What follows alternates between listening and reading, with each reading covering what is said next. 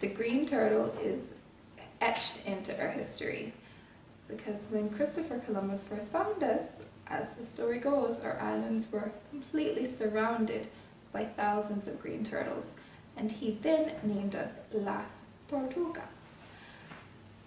Of course, we know ourselves as the Cayman Islands. Not only does it represent that, but it also represents the turtling industry and the fact that many of the first settlers in Cayman relied heavily on eating turtle meat at that point. Next, we have the Lion of Britain.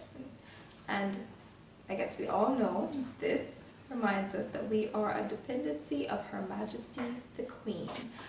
And the Cayman Islands' relationship with Britain throughout, I guess since we've pretty much settled here, we've had some type of relationship with the United Kingdom. Then we have the blue and white wavy lines that of course represent our position in the Caribbean Sea and our seafaring history, and just I would say the beautiful beaches of the Cayman Islands, just all of the wonders of living on an island itself. But overall, it represents our position in the Caribbean Sea. The 3 stars, I think you also know what these represent. There's Grand Cayman, Little Cayman, and Cayman Brac.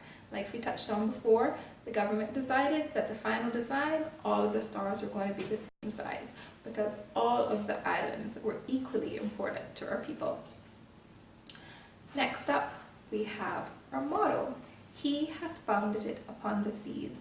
This was pulled from Psalms 24. It reminds us of our Christian heritage and the faith that our people maintained as they truly struggled through a very rural life of living in the Cayman Islands before air conditioning, before internet, before smartphones, before vehicles, before paved roads, before buildings, before concrete, before running water, before water heaters. They stayed here. They did it. They dug wells by hand, climbing in, dumping out buckets. Remember, there are very few freshwater sources in the Cayman Islands, so they relied on cisterns, catching water, zinc roofs, don't forget the wattle and dove houses.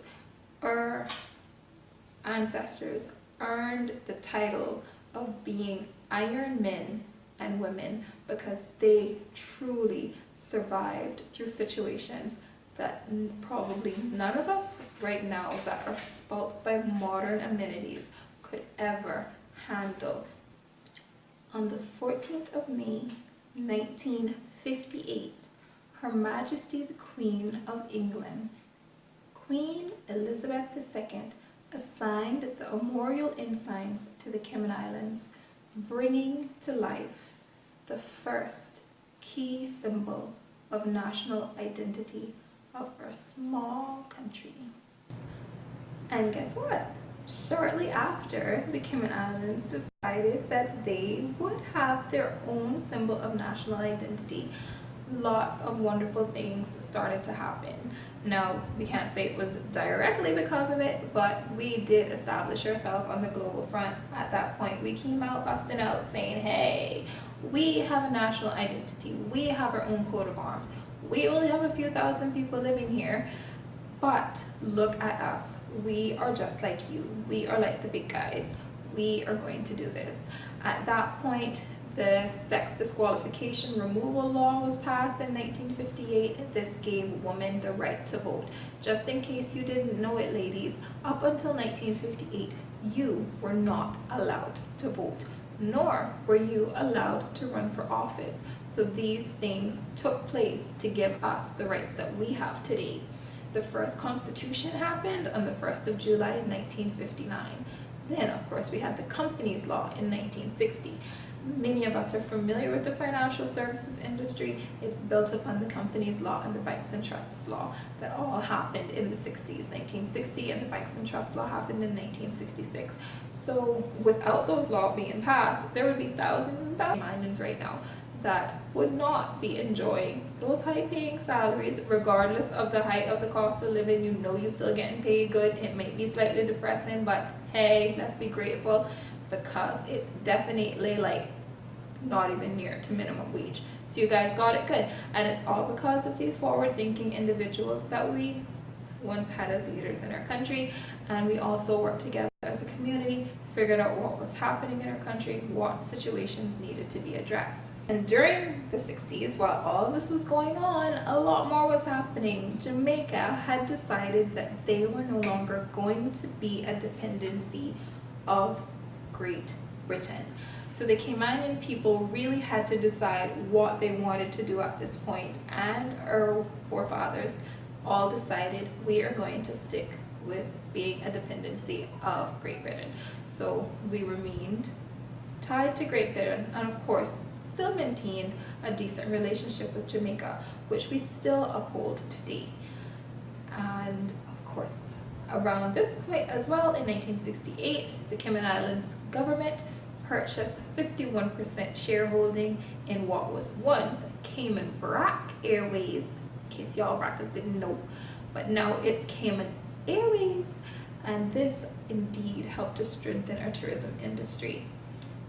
Guess what? Those fancy notes that you all love to be holding and flashing up on social media, with the Queen's head up on it, our $100 bills and our $25 bills, we did not have all that until 1971, when the Cayman Islands first got our very own currency. So not only are we celebrating our coat of arms, 60 years thereof, but we also have all of these other wonderful things that have created the Cayman Islands as what it is today. Now, we can all agree it has developed very quickly. 60 years is not a long time. So at the same time, for a country as small as we are, we have really established ourselves on a global scale. I do feel like there's enough here for all of us to gain, but we're going to have to work on ourselves as well and make sure that we can handle the competitiveness of being a globalized country, because that's exactly where we are, and it's not necessarily something we can avoid. It's happening everywhere. The only way to remove that is to remove the internet. So think about that before we start deciding that we don't want to go global anymore. But so that is 60 years, or the Diamond Jubilee of our Cayman Islands coat of arms. And of course, there's a lot of information out there. I implore you to do your research, learn a little bit more about our culture, learn a little bit more about our history. Get those patriotic bones jingling a little bit, because I think we focus a lot on the negative when there are a lot of beautiful aspects to our history and our culture. Although our islands have only been civilized for oh so long a period, we have come through a lot. We have seen a lot. We have worked hard as a people to establish ourselves around the world